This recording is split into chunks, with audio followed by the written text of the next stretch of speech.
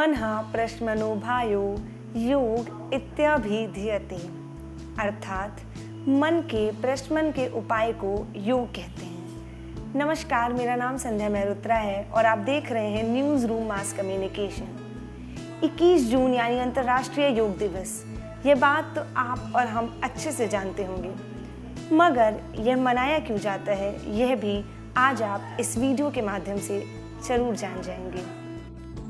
अंतर्राष्ट्रीय योग दिवस हर साल 21 जून को मनाया जाता है।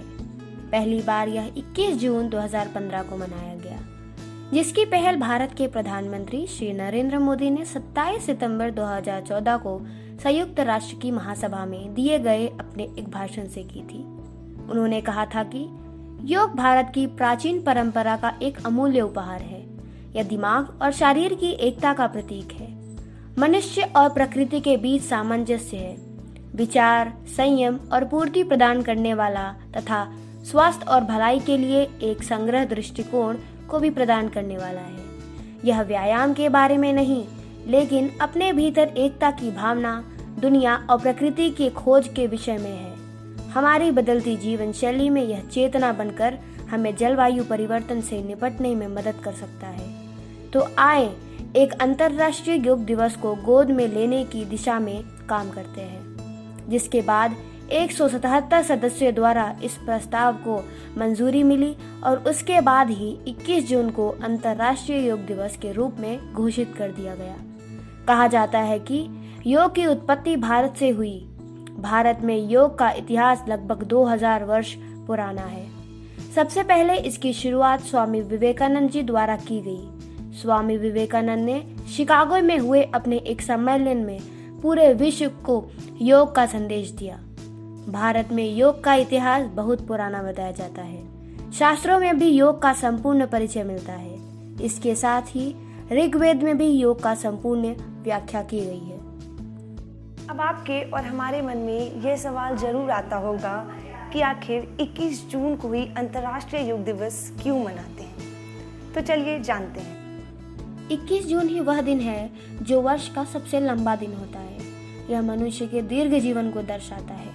आपको बता दें कि 21 जून के दिन सूरज जल्दी उदय होता है और देरी से ढलता है। इस दिन सूर्य का तेज धरती पर बहुत अधिक प्रभावी होता है। कुछ विद्वानों का यह भी कहना है कि शिव जी ने योग का पहला उपदेश अपने 7 शिष्यों को ग्रीष्म संक्रांति के बाद आने वाले पहली पूर्णिमा के दिन योग की दीक्षा देकर किया था।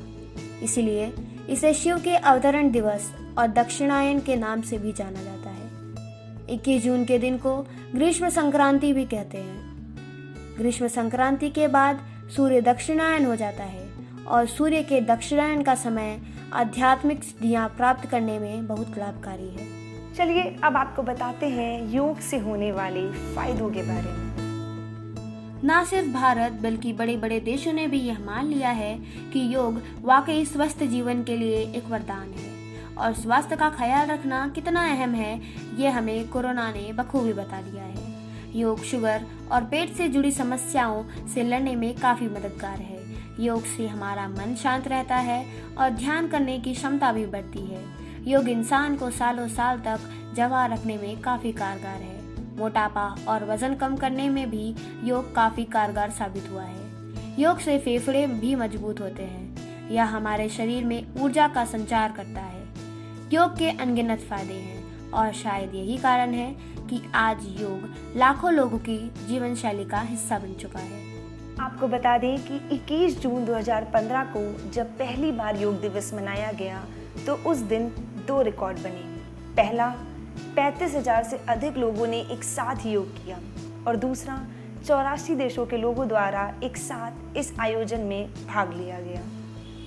जाते जाते आपको बता दें कि इस बार के अंतर्राष्ट्रीय योग दिवस की theme be with yoga be at home है, यानी योग के साथ रहें, घर पर रहें।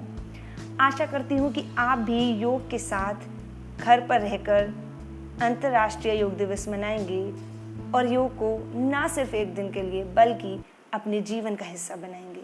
धन्यवाद।